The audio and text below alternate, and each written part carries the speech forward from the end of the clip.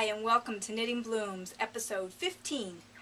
Today is August 7th? Yeah, August 7th. And this is Mickey. This is another one of my kitties.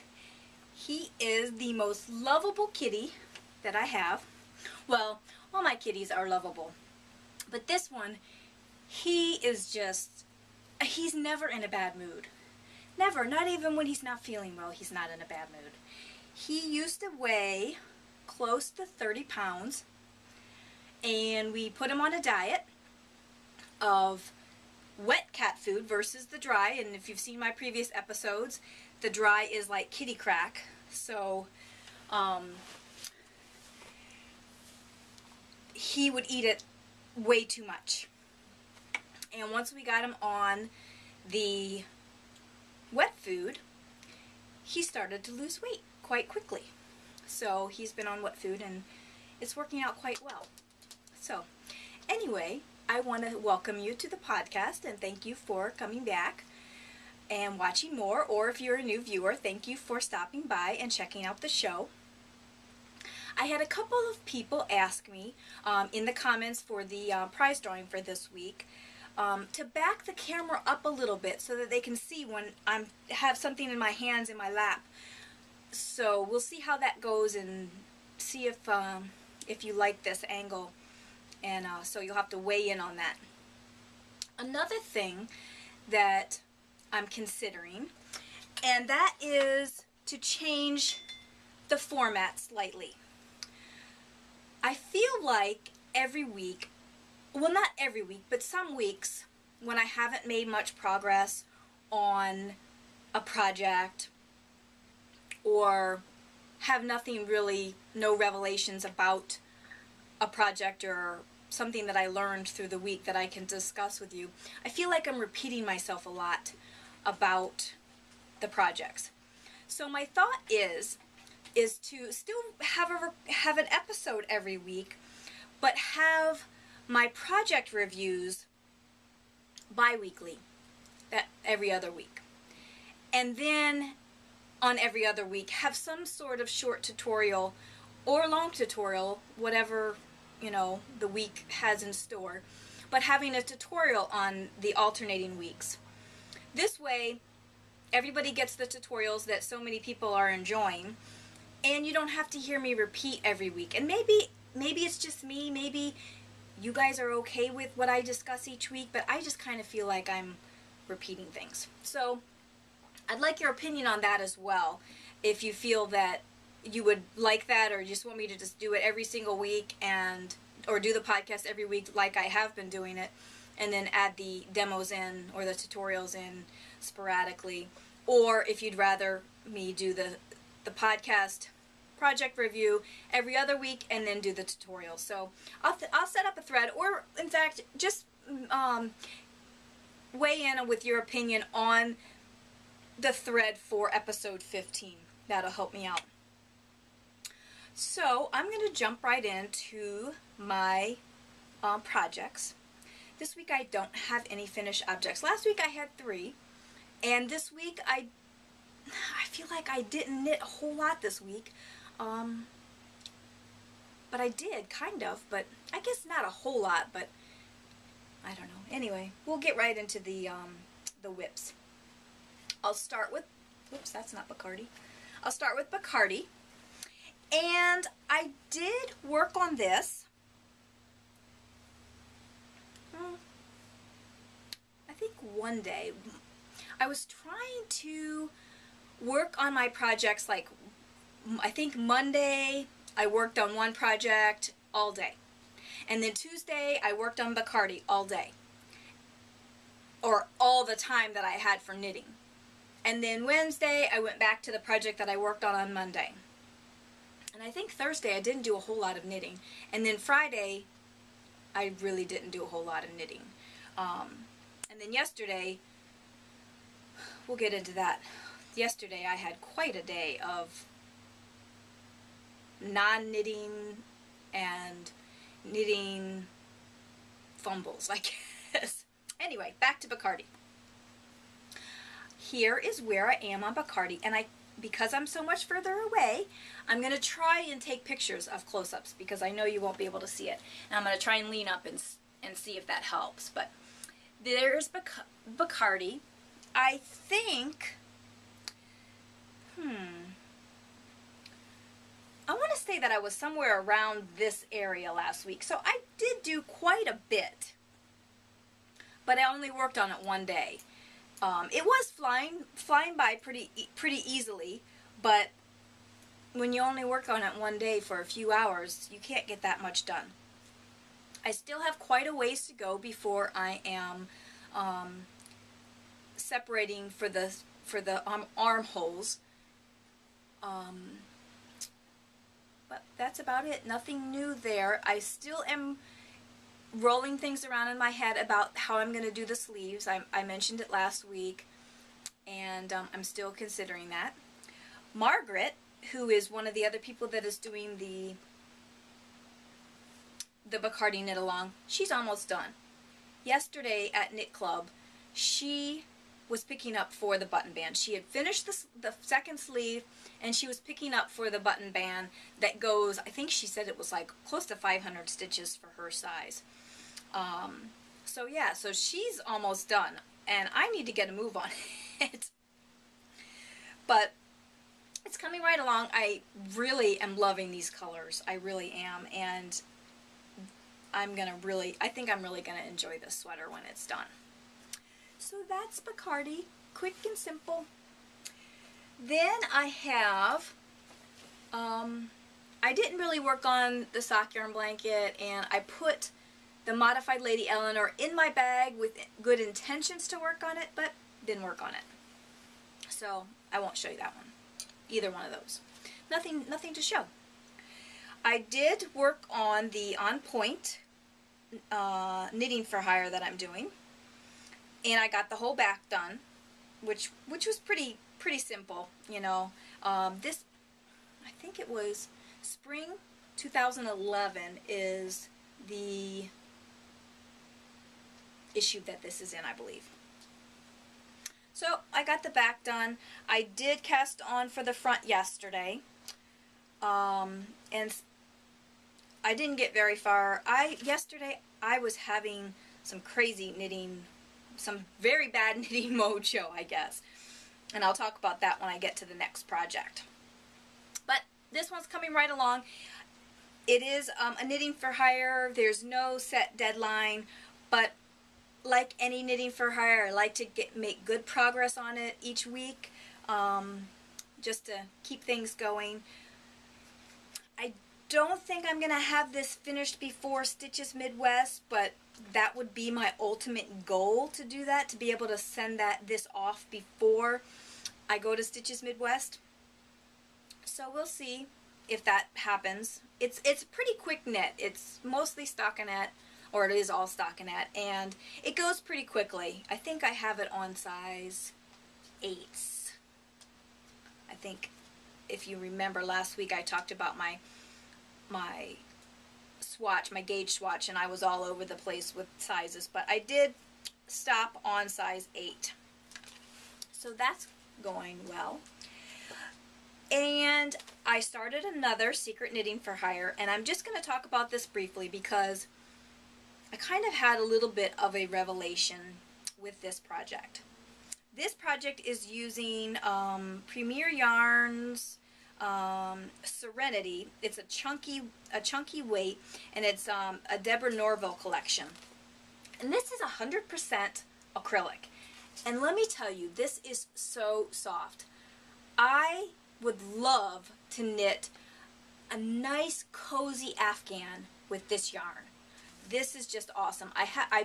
Since I received the yarn to do the project, I've been thinking to myself that I need to go and find out where I can purchase this and see what colors they have, because this is just so nice, and it would make an awesome cuddly Afghan that I can actually throw in the laundry, where most of the things that I've knit, the Afghan that was on the back of my chair before, that is wool, so that's a hand wash.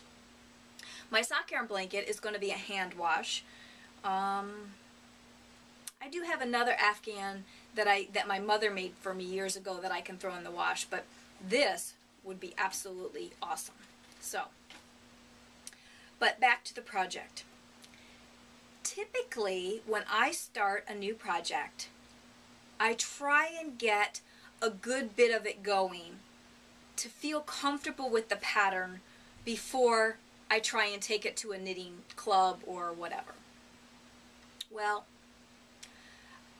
I guess yesterday I was thinking, oh, I don't need to start it. I don't need to get to the more complicated part. I'll be fine. Well, the first part was fine. You know, simple, you know, ribbing edge. But then I got to the more detailed pattern part.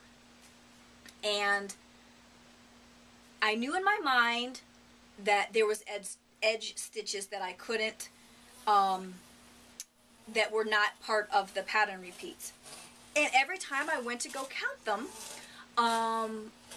I would count them with those edge stitches off to the side and then count, and I was always coming up wrong. Well, when I was counting, I was leaving the I was putting the edge stitches off to the side.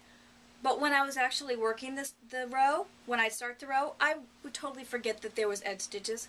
I don't know how many times I reworked the same row. There's like a setup row for the pattern repeats, and I think I reworked that row 3 times at least, if not 4. And then I got to the part where I'm actually working on the pattern, and I reworked that row a bunch of times. And I kept saying, I don't need to use stitch markers. I know that there's edge stitches. I can just do it this way. And the girls at Knit Club were like, I think you should use stitch markers. And I'm like, nah.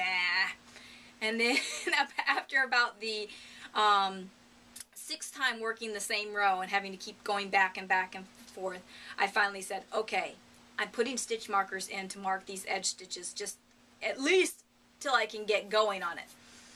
So I put the edge stitches in, and I was determined not to put the stitch markers between the pattern repeats.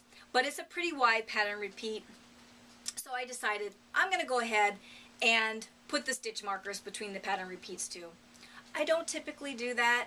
I pride myself on the fact that I can read my knitting, and I really can. And now, excuse me, now that I have, you know, a few rows done of the pattern section, I can see it and I know what I'm doing, and I really don't need those other stitch markers for the repeats, but I'm going to leave them in for right now. There's only a couple stitch markers, so I'm just going to leave them in. But the girls were laughing at me, and Margaret even said, you know, you need to say something on your podcast, because it was just last week that you were talking about how you don't have to use stitch markers on your lace projects because you can read your knitting. And so I'm like, okay, I'll fess up that I really couldn't start this project. Now maybe, again, like I said, if I had started it at home and I had gotten a good portion of the pattern work done to kind of get familiar with the chart, then maybe I would have been fine. But I didn't, and so that's where I ended up. So those are my knitting. Those are the 3 projects that I'm kind of working on. Like I said, I do have the modified Lady Eleanor in my bag, my knitting bag, but haven't worked on it. And that takes me to spinning, and not much spinning going on either. I think I did a tiny, and I mean tiny bit, on the Yarn Hollow, BFL, and Tussa Silk. You know, I really do believe that Tour de Fleece inspired me to spin more. So I almost am at the point where I kind of want to have a monthly spin along or something to keep me motivated to keep spinning, because I really haven't done too much on this week. I think I did a tiny bit on Sunday or Monday, and even on my 4 Rivers merino I barely did anything on it this week. I am finding on the Four Rivers merino that I love merino. Absolutely love it. It is so soft and so smooth. I can't wait till I finish spinning that up and I'm able to knit with it, because it is just absolutely glorious. So yeah, not a whole lot of spinning either. And because the one secret knitting for hair I can't show you, I was told that I can tell you that it's going to be in the, it's a fashion show item that's going to be in the Vogue Knitting fashion show next month. So you can look for something there that I knit. I didn't do the pattern, obviously, but I knit the project. Anyway, that brings me to the Podcaster Challenge. This week, Lois sent an email or a message to all of us letting us know that she's adding a new element to the Podcaster Challenge, and it's the charity element. And when she said that she had been thinking about this and felt like there was just something missing, and this was what was missing, I have to wholeheartedly agree that this is an awesome thing to add. Whether it's this particular charity or another charity, I think it's absolutely wonderful that we're going to try and do something for this. The charity that she's adding to the challenge is called the Mother Bear Project, and I guess they take donations for to give children with AIDS and HIV in the emerging nations teddy bears. So I was one of the few that was able to win the pattern. So Lois is sending me that pattern, and I'm going to be knitting a bear to send off to them. I don't know if it's going to be, if I'm going to try and do it during the whole Podcaster Challenge, or just make one and then send it off, or what. But I would like to encourage all of you to also knit a bear and send it off to them. Or at the very least, purchase the pattern or make a donation to the charity to help them out. The pattern, you can only purchase it on their website, which I will link in the show notes, and I believe it's $5. I believe the pattern's $5, and they will snail mail it to you. So if you want to join along with the Mother Bear Project knit along, which I will be hosting, and I believe that Lois is doing some kind of a prize for how many people finish a bear. I don't know if you actually have to send it off along to them, but you have to finish it. And I didn't look up the information, so I don't know if there's a specific deadline that it has to be done by. Probably like the end of the Podcaster Challenge, but I'm not really sure. So if you're interested in joining along with that knit along and you don't already have the pattern, please go and click on the link to the Mother Bear Project and order it up right away, because they're gonna have to snail mail it to you. So if you order it this week, you might not get it till next week. So check that out. Knitopia, again, this week we received a couple of donations. We received one from Brown Sheep, and we also received some buttons from JHB. And so that's coming right along. If you are a supplier or a vendor and you'd like to make a donation to Knitopia or to the podcast, just let me know. We can work something out. I'm kind of thinking that I want to have some kind of short 15-second commercial or something like that for some of the people that are donating, but I haven't worked through the details. So if you have some ideas, let me know. And I think that's about it. Yeah. I didn't have a whole lot to talk about this week because there was nothing new with the projects that I was working on, and I mean, other than my whole stitch marker fiasco yesterday. It seemed like everything that I tried to start yesterday or work on, it was just total fail. And then finally, when I got home last night and was able to really focus on what I was doing, I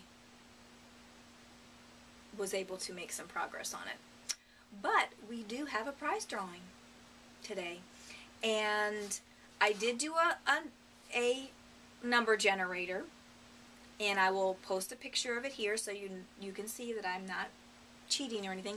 I know that other podcasters do their generator right on the podcast, on the recording. I just find it's a little bit too cumbersome for me. I have to have my computer, I have to have the generator, you know, so I just do it. And again, I do it the same way, where I list everything out, and then I do generate, generate, generate for the prizes, and then those are the numbers, which is what I did.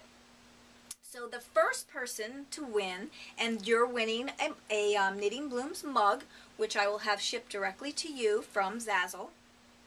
And that person is Deb Knits 2. And obviously her name is Debbie. And I didn't look up where she's from, but so Debbie, you have won a Knitting Blooms mug. So get in contact with me on Ravelry and send me your address, and I will get that in the mail to you. Well, I won't, but I'll order it and have it shipped to you.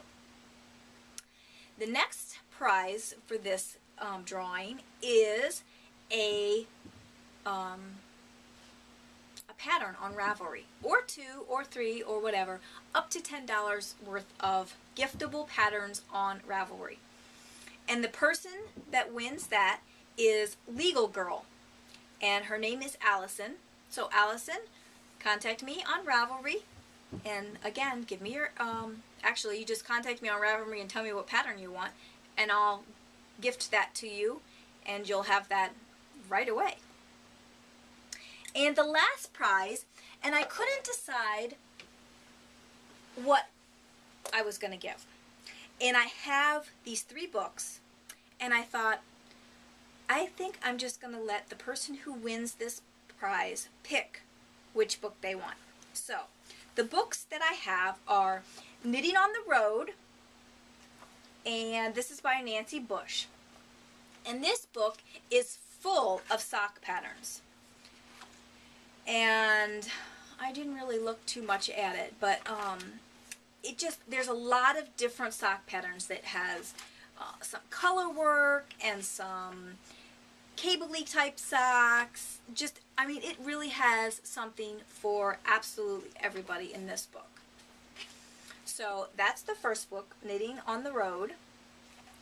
The next book is Knitted Afghans and Pillows, and obviously, and that's by Claire Crompton. And that's obviously pillows and afghans, all sorts of different things that you can make. And there is even a mitered square afghan in here as well, which is similar to the sock yarn blanket. It looks like this is more of a worsted weight, but they have that in, and they also have a mitered square pillow as well. So that there's lots of different things in here if you want to knit some. Oh, this is kind of cool also. She's got a nice big knitted pillow that she can sit on. I don't know. This new setup is hard for me because it's, I don't know if you're seeing that, but so that's a really nice book. And then the last book is Knit Ponchos, Wraps, and Scarves. And this is by Jan Davis. And you can probably go to Ravelry and look up these books, and I'm sure that many of them have patterns. You can see which patterns are in there, because a lot of books are that are on Ravelry, they'll have, you know, patterns that are already in there. You can see what's in there. And there's, like the title calls for, scarves and shawls and all sorts of ponchos, all sorts of things. A very big variety of different projects. So, the person that wins this prize and can choose one of these 3 books Your choice. And I have no idea how to pronounce this Ravelry name. And so I'll spell it now. Also, obviously, I'll have the banner at the bottom. It's spelled S-H-M-O-P-I. And this is Victoria. And I'm pretty sure that this is the Victoria that I chatted with on Google Plus a couple weeks ago. So Victoria, congratulations. Get in contact with me and I will send you one of these 3 fabulous books. You can choose which one you want. So that is the prize drawing. I only have 3 prizes this week. I had hoped to have more, but it's expensive to send prizes. And since I'm pretty much funding most of the prizes, I mean, I'm going to be gifting the pattern, I'm gifting the mug. I had these books and I'll be mailing the books. So, yeah, I didn't have anybody that wanted to make a donation this month, so that's what it is. So, if you're interested in making a donation to the podcast, it would be greatly appreciated. You can go to the website, the blog, at bloomingknitter.wordpress.com and click on the donate button. But it's not required. It just helps me out. You know, I want to be able to continue to do prizes, and I will continue to do prizes. It just might not be as often as I would like, but it will definitely continue whether you guys donate or not. But because I really enjoy being able to give prizes to everybody. So anyway, so that's about all I had this week. I did do a short video, just kind of giving you a little walkthrough of my basement area where I record and where I have club every month. So I will be including that here at the end so that you can look at that and see my space. And that's about all. I do want to ask you, if you watch on iTunes, to please leave a star rating or a comment or both, because I really enjoy going there and checking out those reviews and also checking out those star ratings. I love that I did this drawing where I'm asking you what you like or don't like or have comments, because it really has provided me a whole list of things that I can improve on the show. I know most of you like just about everything and you didn't want to change anything, but just little things that I'd like to be able to incorporate to make everybody happy. And the things that people didn't like were simple things, like one person said that the Afghan on the back of the chair kind of distracted them a little bit. That's a very easy thing to fix. So if you have something like that and you'd like me to change up a bit, you know, share that with me. So I have a whole list of things, but I do understand that a lot of people enjoy the tutorials, which is why I'm considering doing the change in format. So I just, again, go to the thread for episode 15 and weigh in on how you feel about doing the every other week and then every other week of tutorial. And that's it. Very short show today, this week.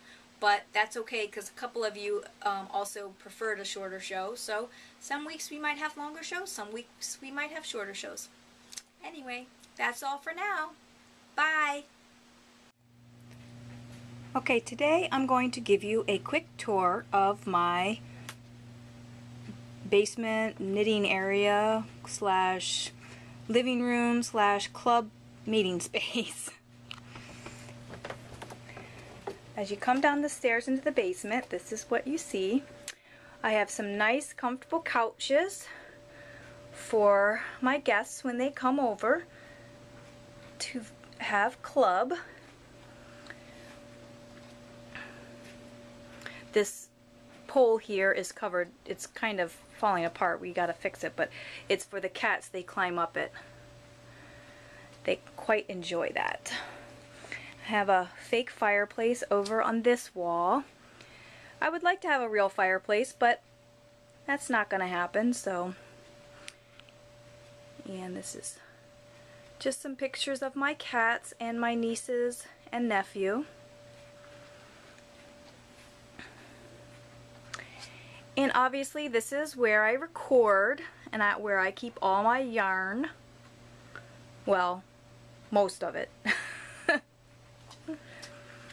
We'll do a yarn stash. Oops, I have the lights on in the other room too. We'll do a yarn stash tour another time, but I'll just give you a quick look at it.